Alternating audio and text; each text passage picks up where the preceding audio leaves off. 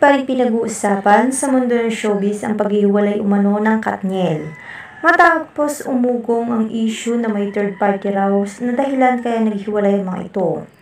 Nadidiin ngayon ang pangalan ni Andrea Brillantes na siyang itinuturong third party sa paghihiwalay ni Catherine Bernardo at Daniel Padilla. Maraming solid supporters ng mga ito ang patuloy na naniniwala na muli pa silang magkakabalikan.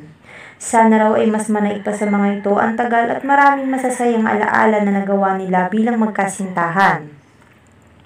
Ayon naman sa aming nakalap na impormasyon ay halos ilang buwan na rin daw pala ang mga ito na hiwalay. Kaya pala kapansin-pansin na rin kay Catherine ang tila pagbabago nito at mas lalo itong naging mas mature lalong-laro na sa pananamit nito. Hindi lingid sa marami kung gaano kasensitive si Daniel pagdating sa pananamit ni Catherine. Kaya naman naging palaisipan sa marami kung bakit iba na raw ang aura at pananamit ngayon ni Catherine Bernardo.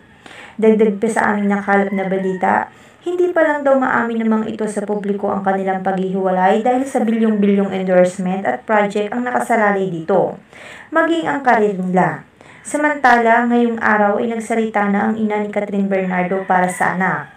Hindi na raw ito makatiis sa mga nababasa niyang masasakit na komento para sa anak. Ayon sa ina ni Catherine, sana raw ay bigyan muna ng katahimikan ng kanyang anak. Hindi raw madali para sa kanyang anak ang mga pinagdadaanan nitong pagsubok ngayon. Hinihiling na lang daw nito ay ang pag-unawa para sa anak. Umasa po kayo na palagi akong nasa sa likod ni Catherine, ano man ang mangyari. Hindi ko po iiwan ang aking anak.